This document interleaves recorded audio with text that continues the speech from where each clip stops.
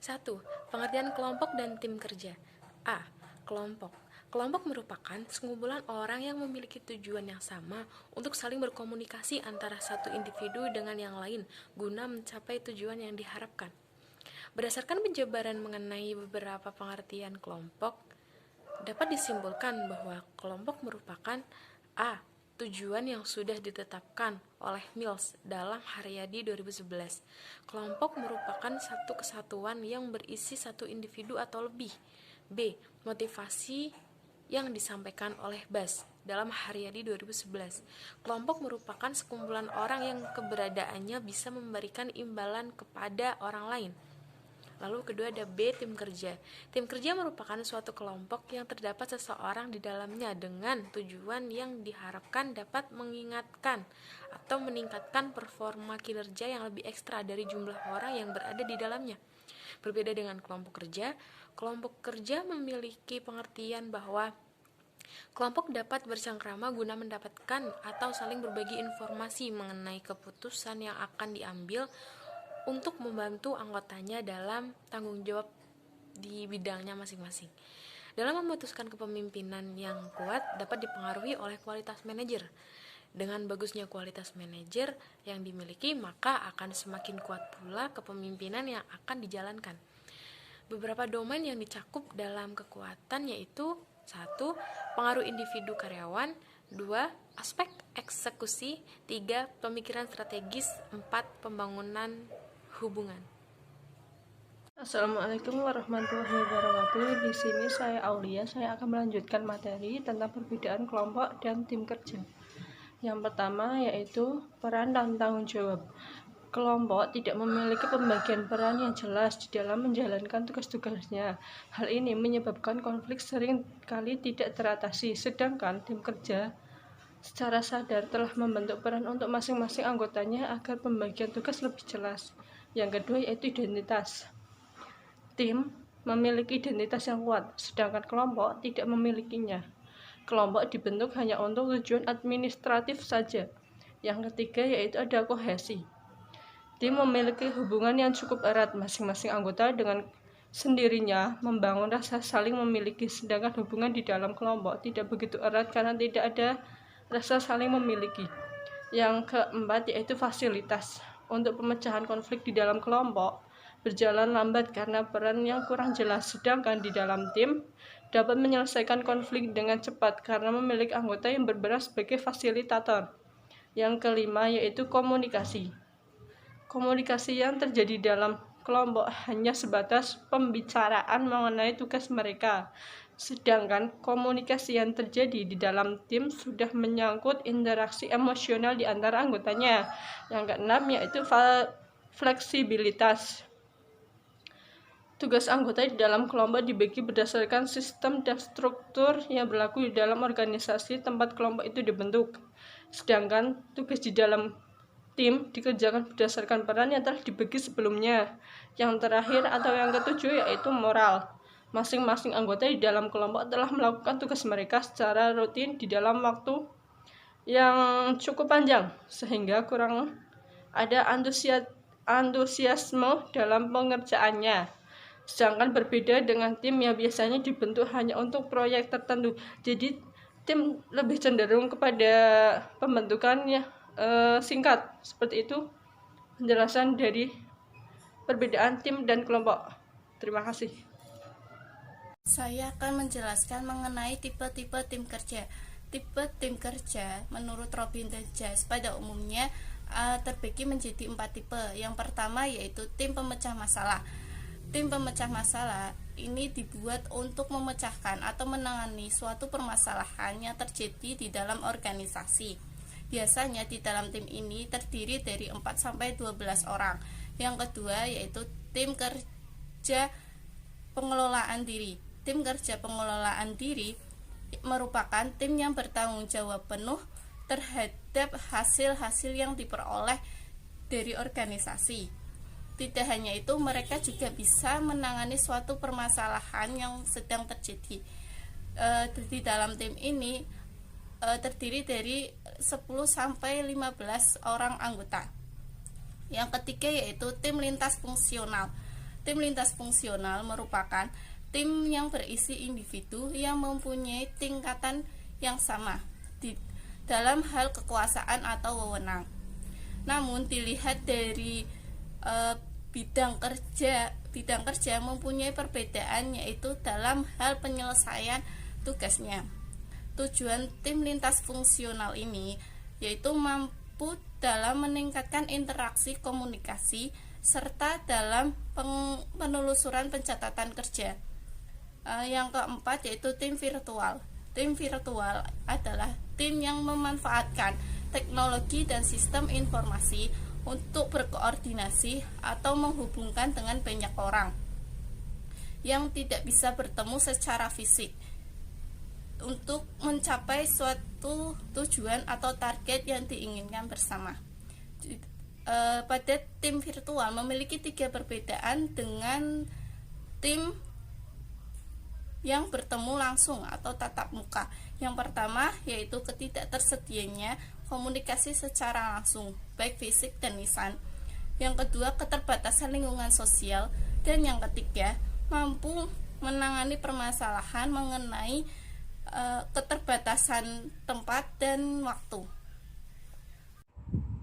Materi yang berikutnya yaitu kreativitas. Kreativitas adalah cara mengubah suatu masalah menjadi peluang dengan melihat melalui sudut pandang yang lain dan menemukan cara-cara atau ide baru untuk mengembangkannya. Kreativitas merupakan pusat yang menjadikan individu atau organisasi dapat menunjukkan bakat atau potensi yang ada dengan upaya yang mereka lakukan. Upaya ini yaitu sebuah pandangan yang berbeda dalam mencari sebuah solusi dalam mengatasi masalah yang ada. Hal ini dapat berasal dari bakat atau potensi maupun tekanan yang diberikan oleh faktor eksternal dalam sebuah organisasi. Kreativitas adalah kemampuan dalam mengembangkan sebuah ide baru dengan menemukan solusi baru dengan melihat peluang dari suatu masalah. Menurut Aroy 1963, seseorang dapat disebut kreatif jika 1. Senantiasa menerima pengalaman yang baru. 2. Pengamatan yang dilakukan dengan cara melihat kebiasaan yang dilakukan. 3. Rasa ingin tahu yang tinggi. 4. Menerima dan menyesuaikan hal yang tampak. 5. Toleransi terhadap hal yang abstrak atau mempunyai lebih dari satu penafsiran. 6. Mandiri dalam penilaian, pikiran, dan tindakan. 7. Perlu dan dapat menerima otonomi. 8. Berani mengambil resiko dan percaya diri. 9. Tidak di dalam bawah tekanan atau tunduk terhadap pengawasan kelompok. 10. Bersedia untuk mengambil resiko yang nantinya dapat diperhitungkan. Dan 11. Tekun. Proses kreativitas antara lain: 1. Mencari kreativitas yang tersembunyi pada setiap anggota organisasi. 2. Mengidentifikasikan orang-orang yang mempunyai kreativitas tinggi secara alamiah. 3. Menciptakan suasana yang tepat untuk mendorong tumbuhnya kreativitas menjadi lebih baik. Beberapa teknik yang berguna untuk mengembangkan kreativitas dari orang-orang yang tidak secara ilmiah memiliki potensi kreativitas yang tinggi sudah diterapkan. Hal ini pada dasarnya adalah suatu teknik yang membebaskan diri mereka dari kebiasaan cara berpikir kuno dan memungkinkan mereka untuk lebih perhatian terhadap ide-ide baru yang muncul. Kreativitas adalah suatu proses menciptakan gagasan baru, produk baru yang lebih efektif dan imajinatif, estetik, fleksibel, yang berguna dalam berbagai bidang untuk memecahkan suatu masalah. Menurut Rasmawati Munandar menjelaskan bahwa kreativitas adalah membuat suatu campuran baru berdasarkan informasi, data, atau unsur-unsur lainnya yang didapatkan. Pada hal ini karena pada dasarnya setiap orang di dunia ini lahir dengan bakat atau potensi sendiri-sendiri, termasuk sisi kreativitas. Kreativitas akan lebih dikenal dapat melalui pendidikan yang tepat atau karena sering dikembangkan. Hasil dari suatu kreativitas tidak selalu dengan hal-hal baru, tetapi juga dapat berupa campuran dari hal-hal yang sudah ada sebelumnya. Kreativitas merupakan suatu kemampuan dalam memberikan gagasan atau pandangan baru dan dapat diterapkan dalam memecahkan suatu masalah. Dengan kreativitas maka dapat memberikan pandangan baru dan dapat menerapkannya dalam memecahkan suatu masalah. Kreativitas adalah keahlian menciptakan ide masuk ke dalam hubungan yang baru atau yang tidak terduga sebelumnya. Kemampuan menerapkan konsep tidak hanya sekedar menghafal, menciptakan pertanyaan baru yang belum terdapat jawabannya dan perlu dijawab. Berdasarkan dari beberapa pengertian di atas, dapat diambil kesimpulan bahwa kreativitas merupakan kemampuan menciptakan ide masuk ke dalam hubungan yang baru atau yang tidak diduga sebelumnya, yang dapat diterapkan dalam memecahkan suatu masalah dengan mengandalkan potensi, dorongan untuk bergerak maju, serta mengeluarkan semua kemampuan yang ada dalam organisasi. Faktor-faktor yang memengaruhi kreativitas, yang pertama menurut Munandar yaitu kemampuan kognitif, disiplin, motivasi dalam diri, dan lingkungan sosial. Sedangkan menurut Tiansa yaitu lingkungan, pimpinan, budaya organisasi, struktur organisasi, dan kemampuan perusahaan. Kemudian indikator kreativitas menurut Hadiyati yaitu 1. Ingin tahu yang tinggi, optimis, fleksibel, mencari solusi dan memecahkan masalah, serta menerapkan solusi terbaik, berimajinasi, berani beresiko. Kemudian menurut Putri yaitu keahlian, kemampuan berpikir, motivasi, disiplin, dan kelancaran. Materi selanjutnya adalah membangun tim kerja. Tim kerja sendiri keaktifannya dapat dilihat dari beberapa hal. Yang pertama adalah dari kepuasan dari para anggotanya, serta dari hasil dari tim kerja tersebut, bagaimana hasilnya baik secara kualitas maupun kuantitas, serta kita juga dapat belajar melalui hikmah-hikmah yang ada di dalam tim kerja tersebut. Berikut prosesnya ya. Selanjutnya untuk memperoleh tim kerja yang efektif ada beberapa cara, yaitu yang pertama dengan antusiasme yang tinggi. Dengan adanya antusiasme maka semangat untuk mencapai tujuan menjadi sangat tinggi. Yang kedua adalah tujuan yang sama. Dengan adanya kesamaan tujuan maka semua anggota tim akan bekerja sama dengan satu pandangan. Maka dari itu dengan jumlah yang banyak seluruh anggota dengan satu tujuan, maka diharapkan mencapai tujuan bukan hal yang sulit karena diraih secara bersama-sama. Yang ketiga adalah dengan komunikasi efektif. Komunikasi menjadi hal penting dalam sebuah kerjasama tim karena dengan komunikasi hal-hal akan berjalan secara baik dan runtut ya. Misalkan jika ada miskomunikasi yang sedikit saja mungkin bisa berakibat ada pekerjaan yang belum tuntas atau ada sebuah hal-hal yang tidak diduga. Yang keempat adalah peran dan tanggung jawab yang jelas. Seringkali dalam sebuah tim perlu adanya sebuah tim kerja, perlu adanya sebuah peran dan tanggung jawab yang jelas. Bisa ada yang menjadi seorang pemimpin, sekretaris, atau bagian divisi apa. Mereka masing-masing mempunyai peran dan tanggung jawabnya masing-masing yang semuanya itu memiliki kontribusinya masing-masing sehingga tujuannya itu dapat dicapai. Dan selanjutnya adalah resolusi konflik. Konflik itu sesuatu yang wajar dalam sebuah kelompok atau tim kerja. Namun jika tidak diatasi bisa menjadi sebuah masalah. Namun bila diatasi dengan baik maka dari masalah tersebut bisa muncul sebuah ide-ide ataupun solusi baru yang mana untuk perkembangan kedepannya malah menjadi lebih baik. Yang selanjutnya adalah keahlian. Jatuh. Dalam sebuah tim kerja membutuhkan keahlian dan itu bukannya seragam namun bervariasi karena mempunyai seperti yang tadi disebutkan ada peran dan tanggung jawabnya masing-masing dan peran itu berbeda-beda. Dan selanjutnya adalah share power. Di dalam tim tidak boleh ada sebuah dominasi kekuasaan. Setiap anggota tim kerja harus berpartisipasi aktif. Oleh karena itu tidak boleh ada satu orang yang mendominasinya. Selanjutnya, saya akan menjelaskan mengenai tim dan kualitas manajemen. Menurut Casper, manajemen kualitas merupakan suatu cara atau metode yang bertujuan meningkatkan performasi secara terus-menerus atau continue performance improvement pada setiap tahap proses, pada setiap area fungsional organisasi dengan menggunakan modal dan sumber daya manusia.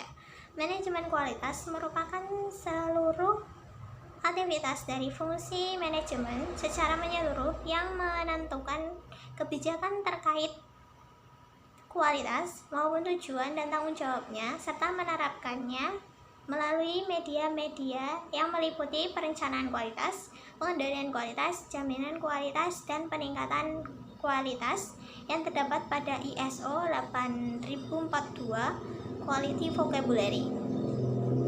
Menurut ISO 8042 Quality Vocabulary, definisi dari media-media tersebut adalah yang pertama, perencanaan kualitas atau quality planning merupakan menetapkan, mengembangkan tujuan, kebutuhan untuk kualitas, dan menetapkan sistem kualitas. Lalu yang kedua, pengendalian kualitas atau quality control merupakan teknik dan aktivitas operasional yang dilakukan guna memenuhi persyaratan kualitas. Lalu yang ketiga, jaminan kualitas atau quality assurance merupakan segala rencana serta sistematik yang diimplementasikan dan didemonstrasikan untuk memberikan kepercayaan yang cukup bahwa suatu produk akan memuaskan kebutuhan untuk kualitas tertentu. Lalu yang keempat, peningkatan kualitas atau quality improvement merupakan tindakan-tindakan yang dilakukan untuk meningkatkan nilai produk pada pelanggan dengan meningkatkan efektivitas dan efisiensi proses serta aktivitas melalui struktur organisasi. Jadi, inti dari manajemen kualitas adalah perbaikan proses. Dalam perbaikan proses, keterlibatan para karyawan tentu memiliki peran yang penting. Manajemen kualitas mendorong atau mengharuskan manajemen untuk dapat memberikan dorongan kepada para karyawan untuk saling berbagi ide dan bertindak berdasarkan apa yang mereka sarankan. Hal ini sesuai dengan yang dijelaskan oleh Stephen P. Robin dan Timothy I. Judge bahwa tidak ada satupun dari proses dan teknik manajemen kualitas yang akan mendapat popularitas dan dapat diterapkan kecuali dalam tim kerja, karena semua proses dan teknik tersebut memerlukan komunikasi dan hubungan, respon dan penyelesaian diri, serta koordinasi dan pengaturan tingkat tinggi. Dengan kata lain, semua hal tersebut memerlukan lingkungan yang hanya tersedia dalam tim kerja yang mumpuni. Selanjutnya, kualitas manajemen itu dapat dilihat dari kemampuan seorang manajer dalam berkomunikasi dalam tim kerja. Misalnya, seorang manajemen dapat memberikan informasi secara lugas, sopan, dan tegas, dan dapat memberikan feedback kepada anggota tim kerja tersebut. Kemudian dalam era globalisasi yang mengalami pengembangan dan perubahan menuntut kualitas manajemen yang mumpuni karena akan bersaing dengan perusahaan-perusahaan yang lebih berkembang. Oleh karena itu memerlukan teknologi dan keterampilan tim kerja guna pekerjaan menjadi lebih produktif, pelayanan yang baik terhadap tim kerja dan customer, manajer dan tim kerja yang inovatif. Baik, demikian penjelasan kelompok kami mengenai materi kelompok dan tim kerja. Kami mohon maaf apabila ada kekurangan maupun kesalahan dalam menyampaikan materi ini. Terima kasih atas perhatiannya. Wassalamualaikum warahmatullahi wabarakatuh.